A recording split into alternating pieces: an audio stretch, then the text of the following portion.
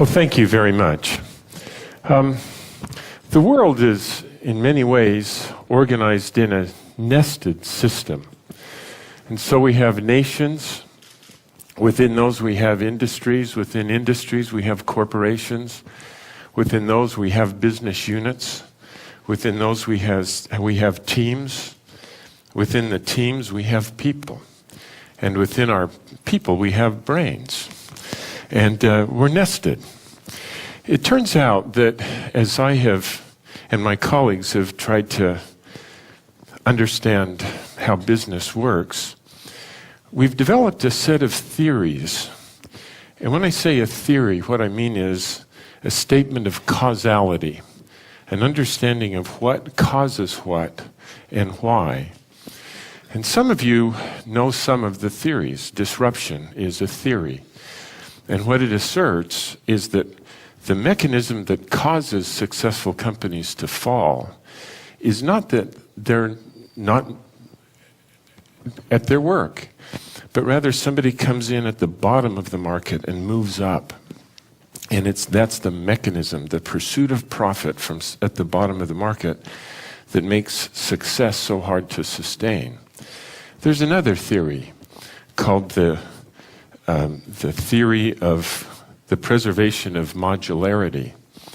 And the theory of the preservation of modularity explains, among other things, why the euro doesn't work and why SAP implementation systems are so difficult and complicated. And there's another theory called jobs to be done. And what it asserts is that, here's Clay. I have characteristics. I unfortunately am 60 years old now. I live in the suburbs. 5 children, unfortunately, have all left and are living independently, and life has become boring.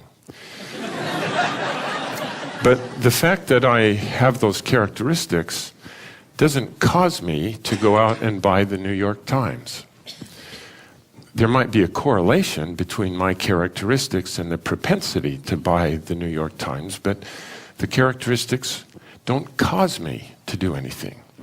What causes us to do something is there's a job that arises in our life, and we have to get the job done.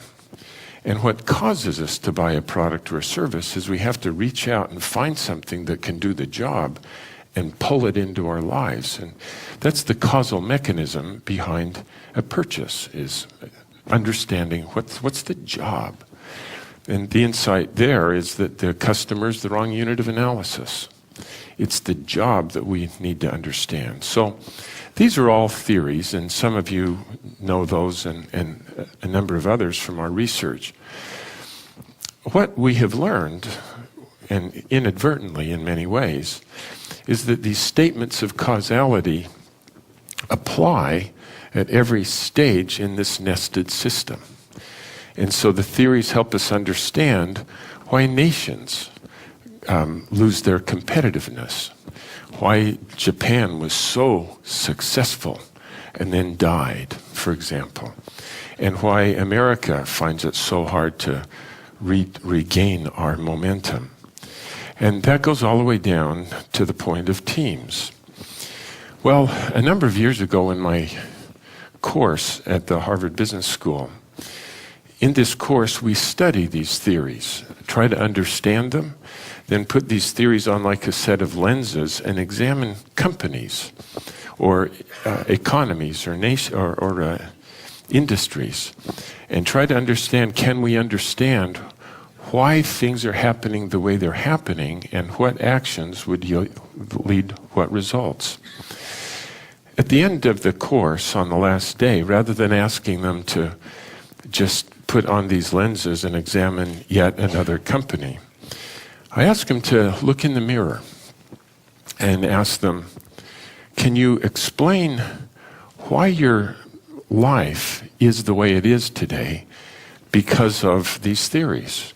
And can you predict what will happen in your life if you continue to do what you are now doing.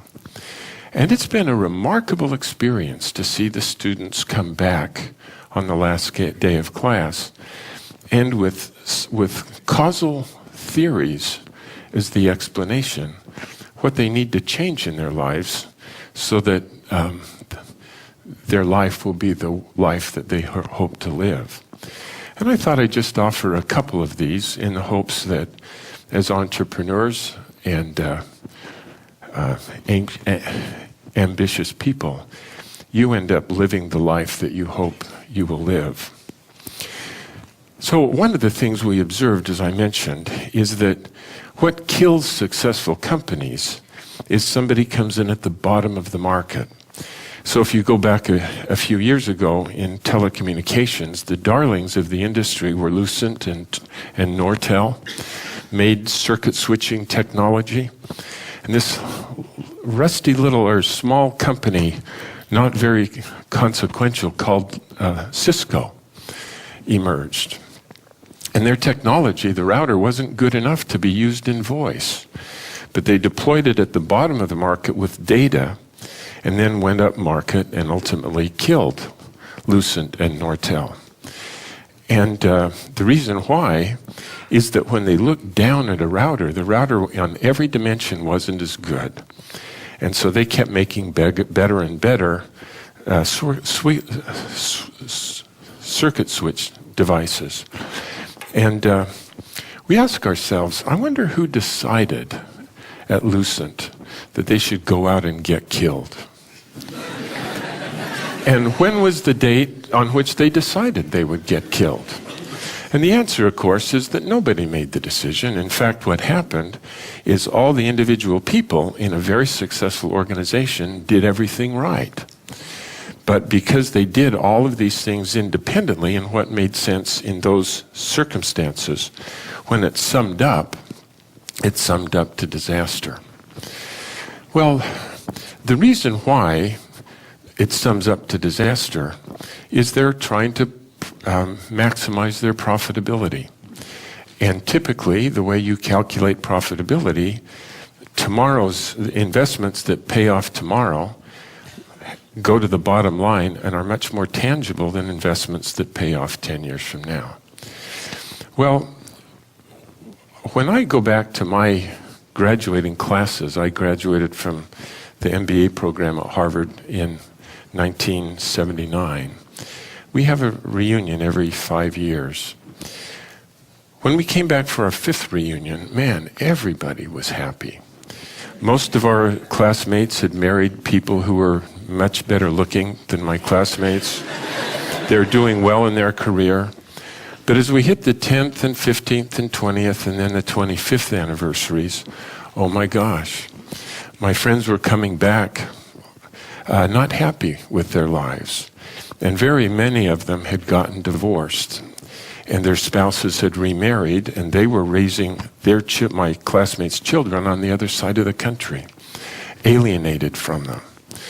And I guarantee that none of my classmates ever planned when they graduated from the business school to go out and get divorced and have children who hate their guts and are being raised by other children.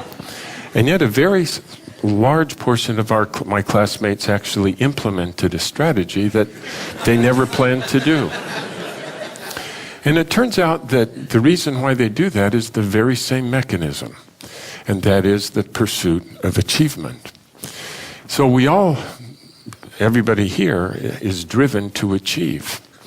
And when you have an extra ounce of energy or 30 minutes of time, instinctively and unconsciously, you'll allocate it to whatever activities in your life give you the most immediate evidence of achievement. And our careers provide that immediate evidence of achievement. We close a sale, we ship a product, we finish a presentation, we close a deal, we get promoted, we get paid. And our careers provide the most very tangible, immediate achievement. In contrast, investments in our families don't pay off for a very long time. In fact, on a day-to-day basis, our children misbehave over and over again. And it really isn't until 20 years down the road that you can look at your children and be able to put your hands on your hips and say, we raise great children. But on a day-to-day basis, achievement doesn't at hand when we invest in relationships with our family, with our children and our spouses. And as a consequence, people like you and I who plan to have a happy life, because our families truly are the deepest source of happiness in our lives, find that although that's what we want, the way we invest our time and energy and talents causes us to implement a strategy that we wouldn't at all plan to pursue. And so I wanted to just offer that one as something to think about. The reason why successful companies fail is they invest in things that provide the most immediate and tangible evidence of achievement. And the reason why they have such a short time horizon is that they are run by people like you and I. And we then apply that very same thinking process in our personal lives with sad results. Let me just offer another thought that might be useful.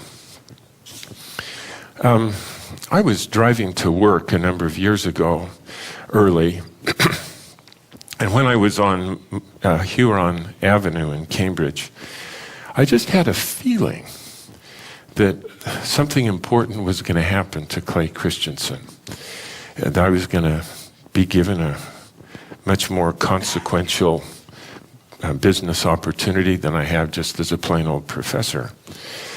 And a couple of weeks later, somebody who was in that position announced that he was leaving, and I put two and two together and decided, gosh, it sounds like for whatever reason I just had this feeling that I'm going to be his replacement. So the day came, and they chose another person. And I wondered, why did I have that feeling that an important thing was going to happen to me? Did the people kind of lose guts, or I don't know. But I wrestled with how will they measure Clay Christensen's life? You know, if they're going to not make me the leader of a large institution, how do I know whether my life has been worth living? And again, how will I measure my life? And I realized that I studied this for a long time, and I reached the strangest conclusion that God doesn't employ accountants or statisticians. And what I mean by that is because you and I have finite minds, when we try to understand what's going on in the world, we have to aggregate things. So in your companies, you can't keep track of every individual invoice. And so you have to aggregate all those up so that you have receivables and payables and revenues. And you can't keep track of every element of cost. And so you have to aggregate all that up into total cost categories. And then you subtract that from this. And there's a number. And that's the way we try to understand the world, is because we have limited minds. We have to aggregate things up. And then we'll look at that number compared to last year's number, and if it's better, then we say we're doing better. And that's the way we look at the world because of our minds. And it has then another interesting effect on us, and that is because we have to aggregate, we get a sense of hierarchy in the world. In other words, people who are higher up in larger organizations are more important than people who preside over fewer numbers of people and fewer numbers down the bottom. And so we get this sense that people who achieve in a hierarchical sense, their lives will be judged somehow is better having lived than those below. And we measure sometimes how high we go or how successful we are by how much money we make. But these are all the result of our having limited minds, and they're having to aggregate measures of success. And this choice of measurement is actually a big deal. In a company, for example, if you measure profitability by return on net assets, that's a ratio. And sure, you could be innovative, develop successful new products, and take that profitability and stick it into the numerator of the ratio. But you could also reduce the denominator of the ratio by outsourcing everything. And the ratio doesn't matter whether you build it from the top or subtract from the bottom. If profitability is measured by return on net assets, it causes us to manage it in a particular way. And in a similar way, if we follow our professor's advices from finance and we measure profitability on innovation in terms of internal rate of return, or IRR, it's a ratio. And sure, you could get the ratio up by being successful with innovation, but you also could get that measure up by only investing in short-term projects. And it's just a long way of saying, be careful in how you measure profitability in your company. So how do you measure the success of your life? And as I mentioned, it's because we have to aggregate. We have this sense of hierarchy, wealth, and so on. But the reason I concluded that God doesn't employ accountants is he has an infinite mind. And what that means, he doesn't have to aggregate up above the level of individual people in order to have a perfect understanding of what's going on in this world. And when I realized that he doesn't have to aggregate up above the level of individuals, then I realized, oh my goodness, when I have my interview with God at the end of my life, he's not going to ask to show me how high I went in anybody's org chart, or how much money I left behind in the bank when I died. But rather he's going to say, oh, Clay, I put you in that circumstance. Now, can we talk about the individual people whose lives you helped to become better people because you worked with them, or they were members of your family, or you just met them and they needed your help? And then, Clay, I stuck you in this situation. Now let's talk about the individual people whose lives you blessed because you used the talents I gave you to help them. And I realized that that's the way God will measure my life, is the individual people whose lives I blessed. And I just wanted to offer that as the second takeaway from at least what Clay Christensen is thinking about. And that is, it's actually really important that you succeed at what you're succeeding at. But that isn't going to be the measure of your life. God doesn't count. He doesn't aggregate. And he's just going to assess you on the basis of how well you helped other people be better people. Well, God bless you. I hope that some of these ideas will be helpful to you, and that you will be successful in the way that God will measure success. Thank you.